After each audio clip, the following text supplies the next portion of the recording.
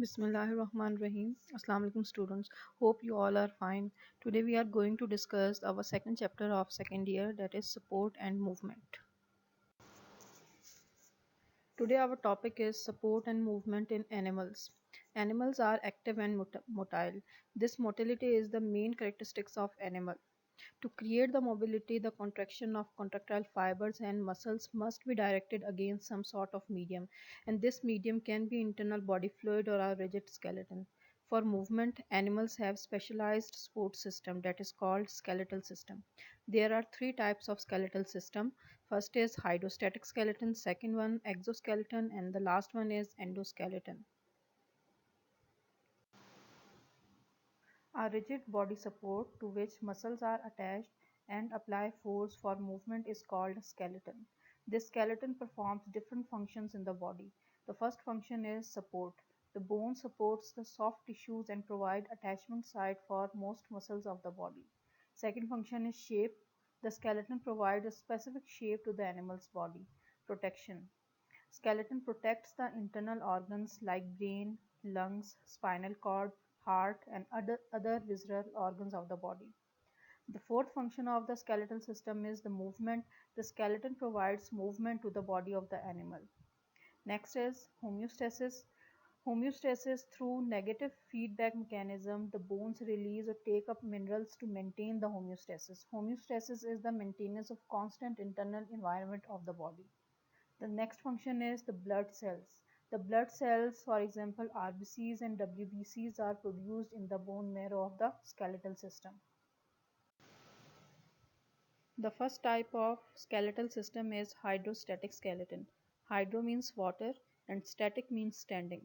So the type of skeletal system that depends on the fluid of the body, it is called hydrostatic skeleton.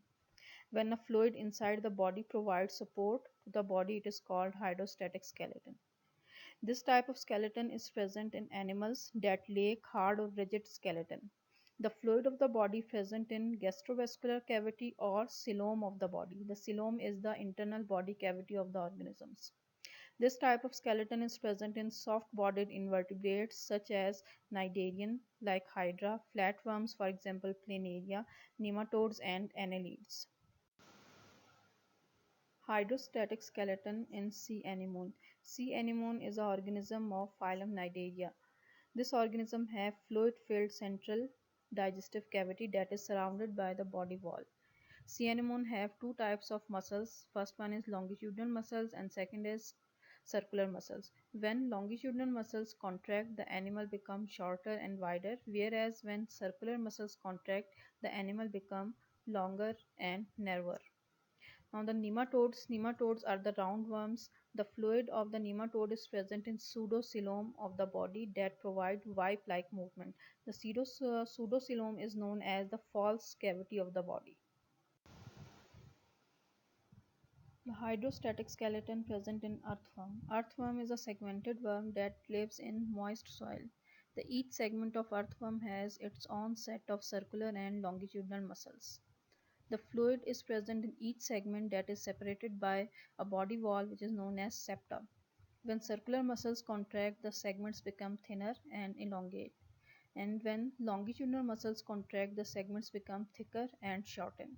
So by the alternate contraction of circular and longitudinal muscles, the animal moves forward by the help of paired setae in each segments. These setae act as a locomotory organ of the animal.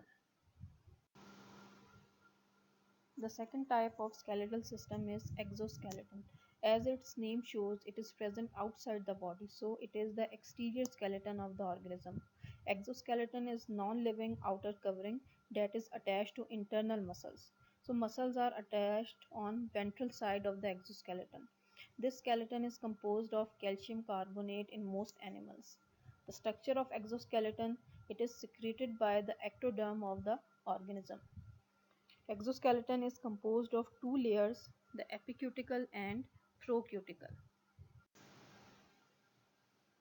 Epicuticle. Epi means upper and cuticle means layer. So it is the outermost layer of exoskeleton. Epicuticle is composed of waxy lipoprotein, which make it impermeable to water, means it protects the animals from dehydration, and it also work as barrier for microorganisms and insects. It protects the organism from the attack of microorganisms and insects. Procuticle, it is present below the epicuticle. It is composed of chitin and contain polysaccharides and several types of proteins. It is further hardened by the deposition of calcium carbonate.